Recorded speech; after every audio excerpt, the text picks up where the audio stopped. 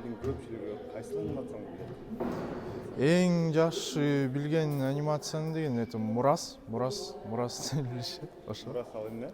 Мурас Атабеков клип Мирбек Атабеков Мирбеков кайратынан жанбаган калың элди барктаган эгемендикти энчилеп өмүрүн берген бизге канча адам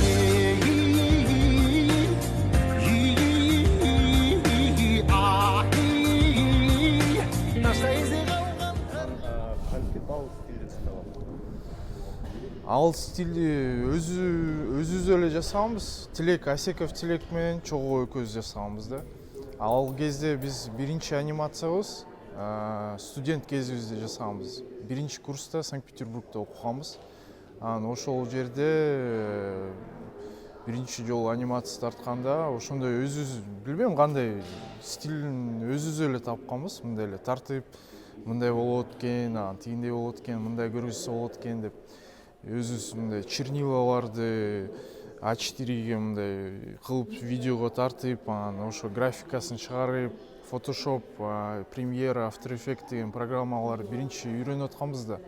Анан ошон үчүн эксперимент кылып, эксперименттен ошондой чыкты. А так мындай өзү стилибизди эле издеген жокпуз. Мындай кандай жасадык, ошондой эле жасаганбыз да.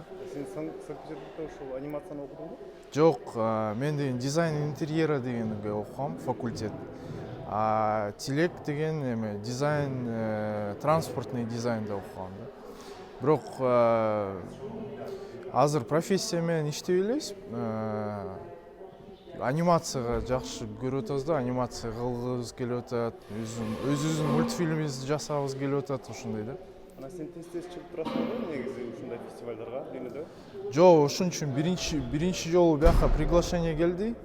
Өзүм мындай көп сүйлөшпөйм да, мындай интровертмын да, бир аз кишилер менен сүйлөшпөйм, интервью бергенде дагы мындай жакшы бере албайм да, негизичи.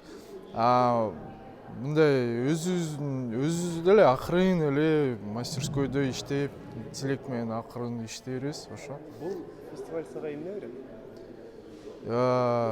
Опыт берет, кандай кишилер менен кандай сүйлөш керек. Меники бир дагы выставка болгон элек, вообще өмүрүмдө дагы бир дагы выставка болгон элек.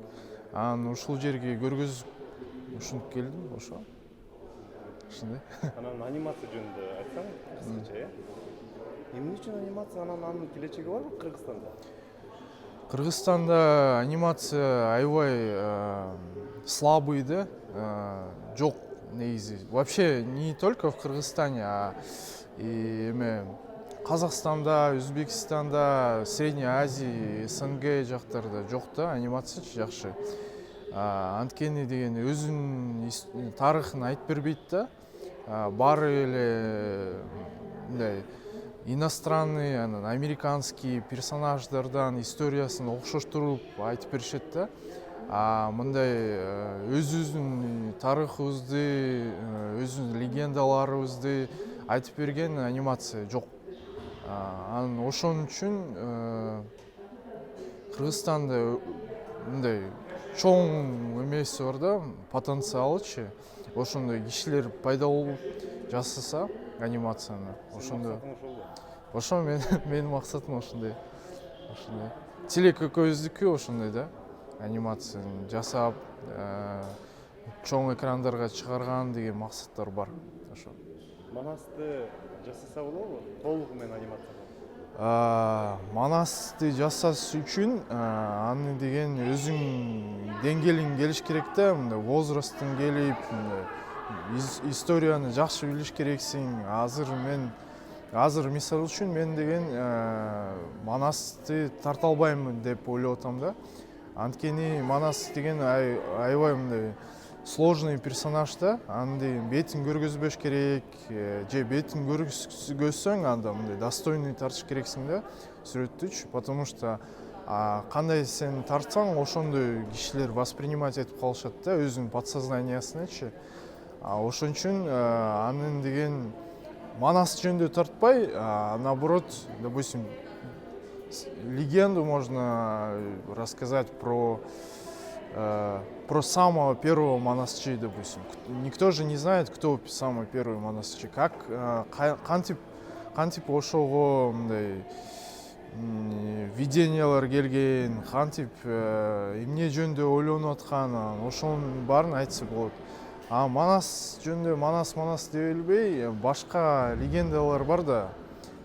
Бугу эне жөнүндө башка нерселерди айтып берсе болот да, толтура нерселер бар. Ошолорду айтып берип, ошолорду эметсе болот.